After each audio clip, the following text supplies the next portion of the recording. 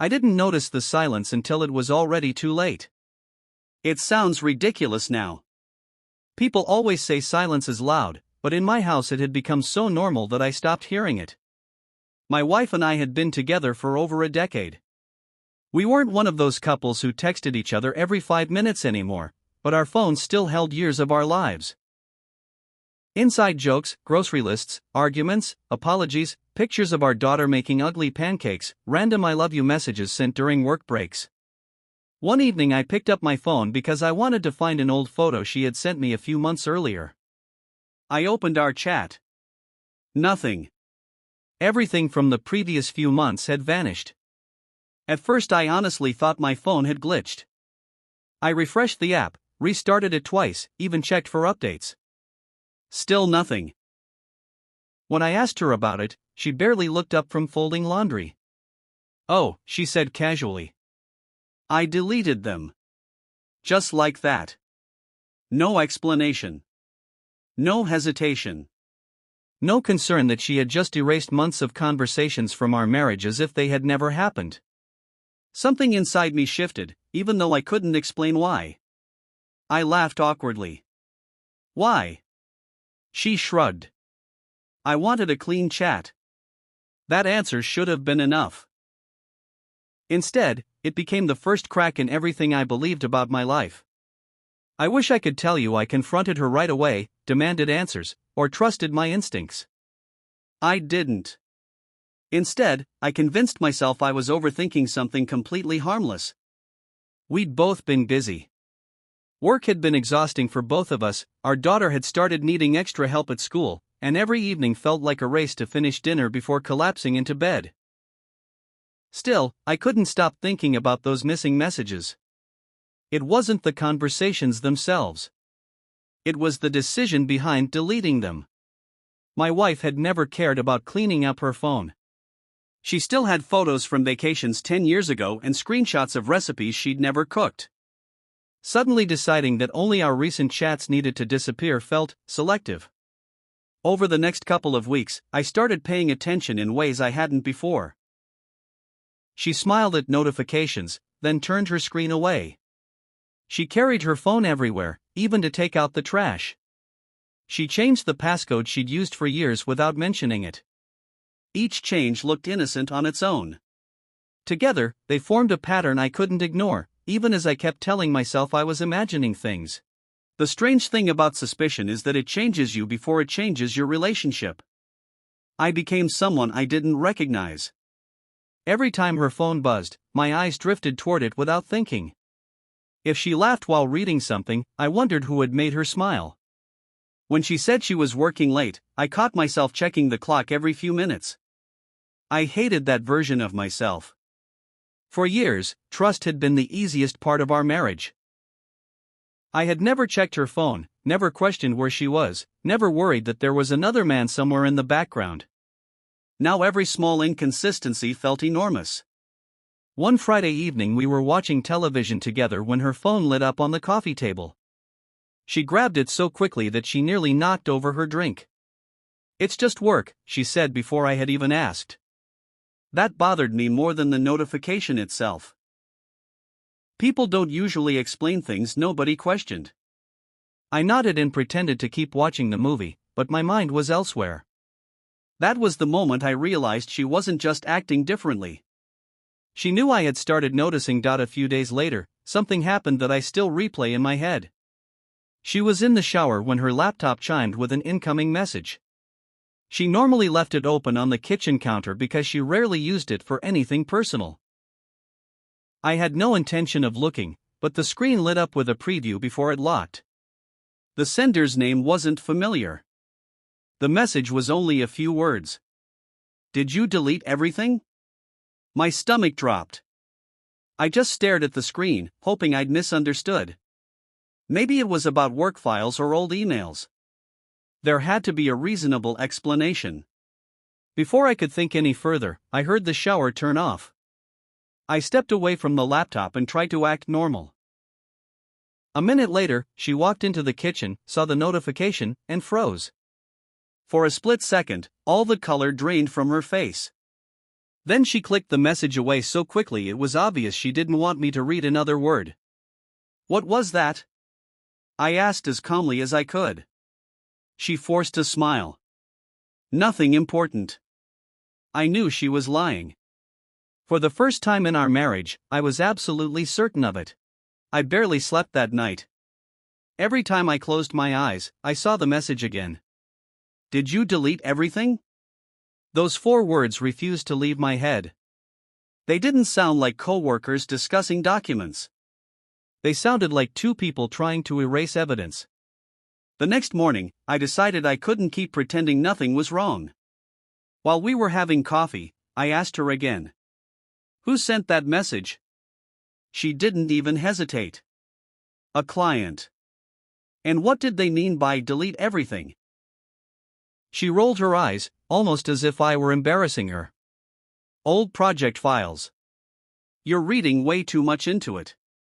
Normally, that would have ended the conversation. But this time, her explanation felt rehearsed. "What kind of client texts like that?" I asked. Her expression hardened. "Why are you interrogating me?" "I'm asking because you've been acting differently." She pushed her chair back with enough force to make it scrape across the floor. "So now I'm not allowed to delete my own messages?" The discussion turned into an argument within seconds. By the time she left for work, I wasn't thinking about deleted chats anymore. I was wondering why every simple question seemed to make her panic. For almost a week, we barely spoke unless it was about our daughter or something practical. The tension filled every room of the house. We moved around each other like polite strangers sharing the same address. Even dinner felt different. She kept looking at her phone, flipping it over whenever I walked past. I told myself I needed proof before accusing her of anything. Then proof found me. She had left her smartwatch charging in the bedroom while she rushed out to pick up our daughter. A notification appeared on the screen before it locked. The sender used only an initial. "I miss you already." My hands started shaking. A second message appeared. "He doesn't suspect anything, right?" I couldn't breathe. By the time she came home, I was sitting at the kitchen table with the watch in front of me. She saw it immediately. Neither of us said a word for several seconds. Finally, I asked, "Who is he?" She looked at the floor instead of at me. "I can explain." Those 4 words hurt even more than the messages. Because innocent people usually deny. She was preparing a story instead. She sat down across from me, but she still wouldn't meet my eyes. "I didn't want you to find out like this," she whispered. My heart was pounding so hard that I could barely hear anything else. "Find out what?" She covered her face with both hands and started crying. For a moment, I almost reached across the table to comfort her. That's how deeply old habits were rooted. Even after seeing those messages, part of me still wanted to protect her. Then she finally spoke. "It wasn't supposed to happen." I felt cold all over. "So there is someone else?" She nodded without looking up. I don't remember standing, but suddenly I was on my feet. "How long?" She hesitated. "A few months." A few months. Exactly the same period that had disappeared from our chat history. Everything clicked into place at once. The deleted conversations. The changed passcode. The late nights. The constant excuses. "You deleted our messages because you were afraid I'd compare dates," I said. She didn't answer. She didn't have to. The silence confirmed what I already knew. The woman I had trusted more than anyone had been quietly living a second life while coming home to me every night. I wanted to scream, but the words refused to come. Instead, I just stared at her, waiting for her to tell me this was some horrible misunderstanding. She never did. "I'm sorry," she kept saying between sobs. "I never meant to hurt you." I laughed, and even to me it sounded wrong. "You never meant to hurt me? Then what exactly did you think would happen?"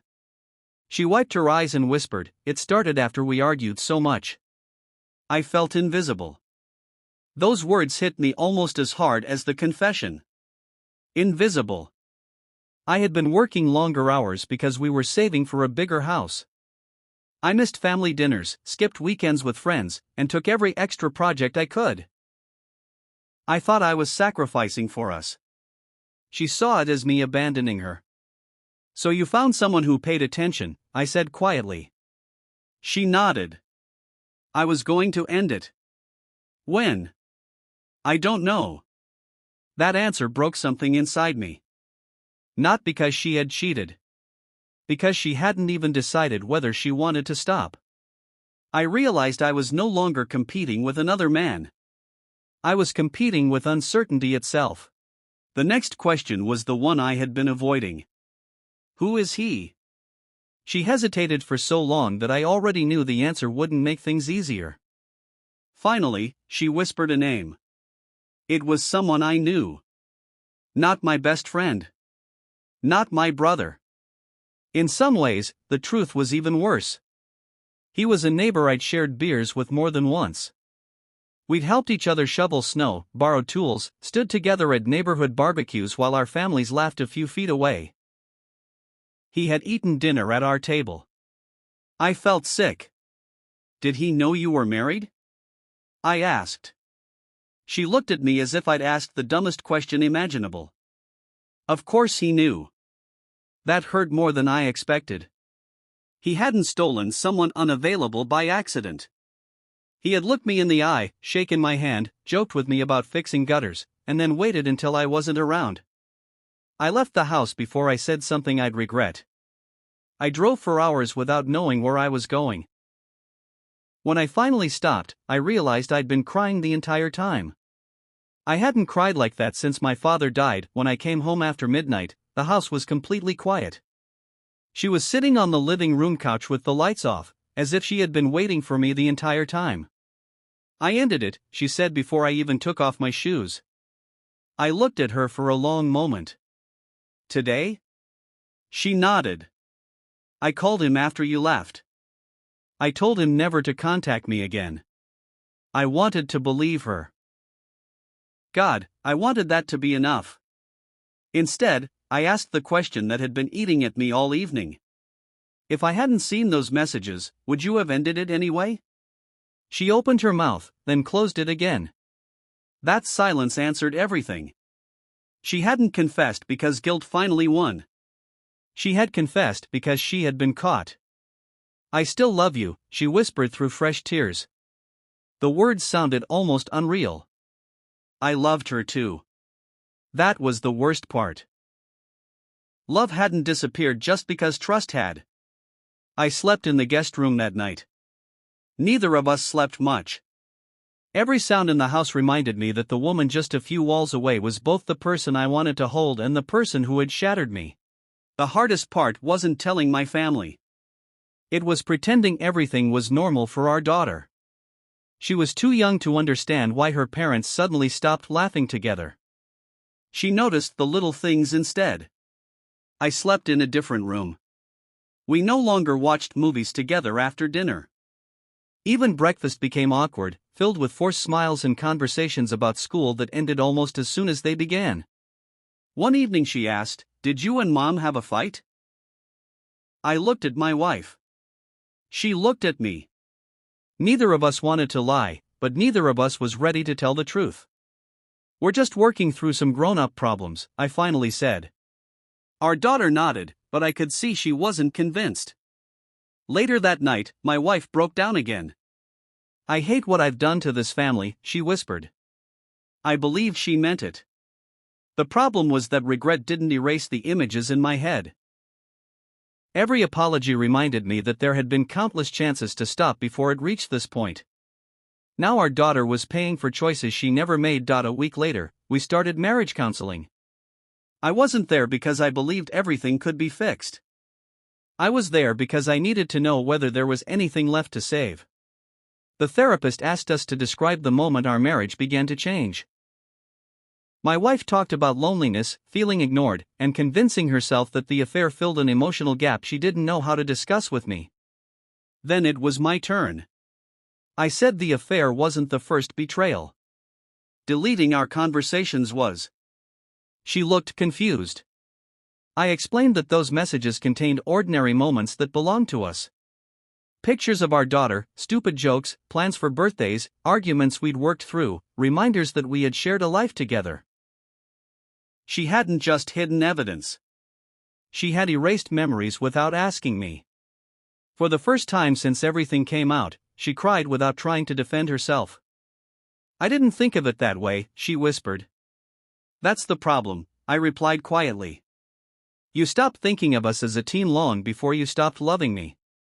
The room fell silent. Even the therapist had nothing to add for several long seconds. For the next few months, she did everything people say a remorseful partner should do. She gave me every password without being asked. She shared her location whenever she left the house.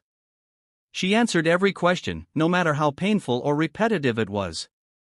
If I woke up at 3 in the morning needing to know another detail, she stayed awake and answered it. From the outside, it probably looked like we were making progress. Inside my head, nothing felt repaired. Trust isn't a switch you flip back on. It's something you stop thinking about when it's there. Once it's gone, every normal moment feels suspicious. If she was 5 minutes late, my chest tightened. If her phone buzzed during dinner, I immediately wondered who it was.